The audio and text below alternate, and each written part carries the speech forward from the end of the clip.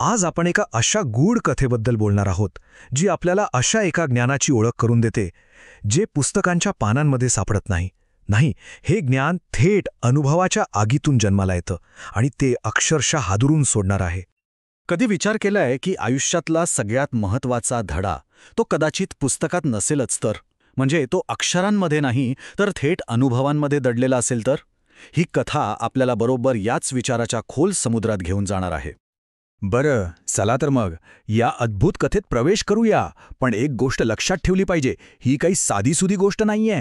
ही कथा स्वतः गौतम बुद्धांनी एका अगदी खास हेतूने सांगितली होती. म्हणजे बघा, ही केवळ एक कथा नाही तर एका गंभीर समस्येवरचं एक शक्तिशाली औषध आहे. तर या कथेची सुरुवात होते एका संघर्षाने. जेतवन विहारात एक बौद्ध भिक्षू होता जो आपल्याच वासनांच्या जाळ्यात पुरता अडकला होता. आता त्याला या चक्रव्यूहातून बाहेर कसं काढायचं, यासाठी बुद्धांनी त्याला एका जुन्या पण अत्यंत शक्तिशाली कथेचा मार्ग दाखवला.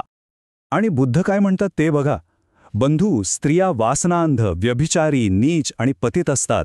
एका नीच स्त्रीसाठी वासनाधीन का होता? हो, हे शब्द खूप कठोर आहेत, थेट आहेत आणि धक्कादायकही.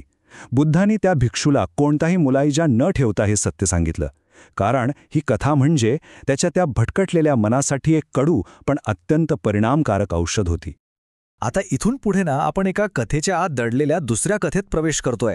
ही गोष्ट आहे एका हुशार तरुणाची, त्याच्या पुस्तकी ज्ञानाची आणि एका अशा रहस्याची ज्याचा त्याने कधी विचारही केला नव्हता. तर त्या तरुणासमोर आयुष्याचे दोन स्पष्ट मार्ग होते. एक होता संन्यासाचा, म्हणजे सरळ ब्रह्मलोकाकडे घेऊन जाणारा, आणि दुसरा होता सांसारिक मार्ग, म्हणजे शिक्षण, कुटुंब, जबाबदाऱ्या, सगळं काही. आणि त्याने कोणता मार्ग निवडला? अर्थात दुसरा, सांसारिक मार्ग. जगातील सर्वोत्तम विद्यापीठातून म्हणजे तक्षशिलेतून सगळं काही शिकून तो तरुण एकदम आत्मविश्वासाने घरी परतला.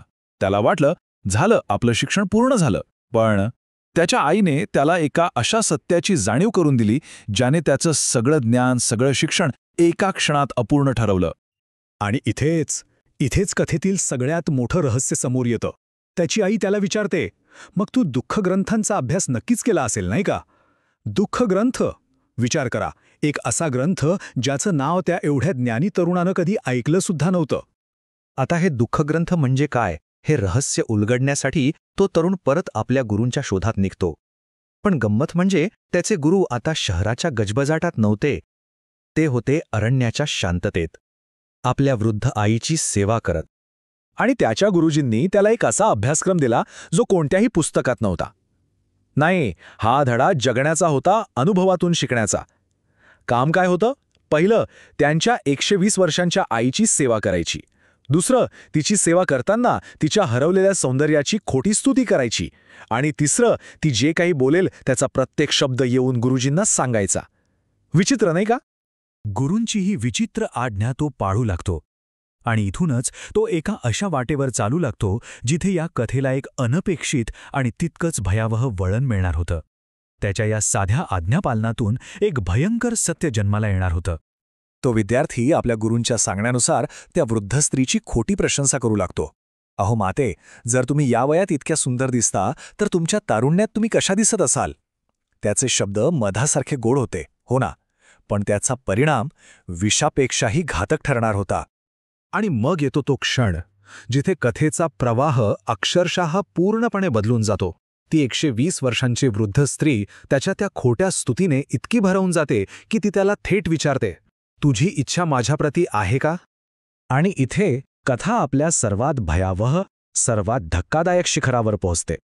वासनेने पूर्णपणे अंध झालेली ती स्त्री त्याला आपल्याच मुलाची, म्हणजे त्याच्या गुरूची हत्या करायला सांगते. विचार करा, हा तर विश्वासघाताचा कळस होता. या धक्कादायक मागणीनंतर आता गुरु या परिस्थितीचा उपयोग करून घेतात. ते आपल्या शिष्याला त्या धड्याचा शेवटचा आणि सगळ्यात महत्त्वाचा भाग शिकवणार असतात. तर गुरु एक योजना आखतात. ते काय करतात? स्वतःच्या आकाराचा एक लाकडी पुतळा बनवतात आणि त्याला आपल्या अंथरुणावर ठेवतात. आत्तापर्यंत जो एक अमूर्त धडा होता तो आता एका क्रूर वास्तवात बदलणार होता.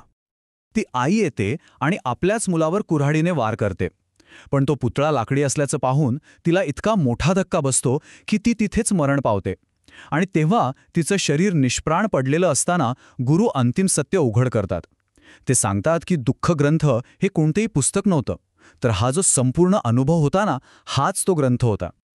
हा अनुभव त्या तरुणाचं आयुष्य कायमचं बदलून टाकतो. आणि आता ही कथा आपल्या मूळ उद्देशाकडे परत येते, संन्यासाच्या मार्गाकडे. आणि तो काय म्हणतो ते बघा, वासनेत अनियंत्रित जळत्या अग्नीप्रमाणे आहेत स्त्रिया, या जातीचा त्याग करून मी निवृत्त होऊ इच्छितो एका आश्रमात शांती शोधण्यासाठी. या शब्दांमधून त्याच्या मनातला बदल किती स्पष्ट दिसतोय. स्त्रियांच्या वासनेचा हा भयावह अनुभव घेतल्यानंतर तो आता त्यागाचा, संन्यासाचा मार्ग स्वीकारतो. आणि आता आपण परत येऊया मूळ कथेवर, त्या भिक्षूवर. बुद्धांची ही कथा यशस्वी झाली होती. हो, ज्या भिक्षूसाठी ही सांगितली गेली होती त्याला बोध मिळाला होता आणि तो ज्ञानाच्या पहिल्या पायरीवर म्हणजे स्रोत आपन्न अवस्थेपर्यंत पोहोचला होता. पण थांबा, कथा इथे संपत नाही. शेवटी बुद्ध एक शेवटचं आश्चर्यकारक रहस्य उघड करतात. ते सांगतात की कथेतील पात्र, ते गुरु, तो शिष्य, ती आई, हे दुसरे तिसरे कोणी नसून ते स्वतः आणि त्यांचे शिष्यच होते त्यांच्या मागच्या जन्मात. आणि या एका गोष्टीमुळे ही कथा केवळ एक गोष्ट राहत नाही, तर तो एक जिवंत अनुभव बनतो. तर मग या सगळ्यातून आपण काय शिकतो? की कथांमध्ये किती अफाट शक्ती दडलेली असू शकते. त्या केवळ मनोरंजनासाठी नसतात, तर कधीकधी त्या एखाद्याचं मन, एखाद्याचं आयुष्य बदलण्यासाठी तयार केलेली शक्तिशाली साधनं असतात. खरंच कधी विचार केलाय की एखादी गोष्ट केवळ एक गोष्ट करली नसते, तर ती मन बदलण्यासाठी तयार केलेलं एक प्रभावी हत्यार कधी असू शकतं?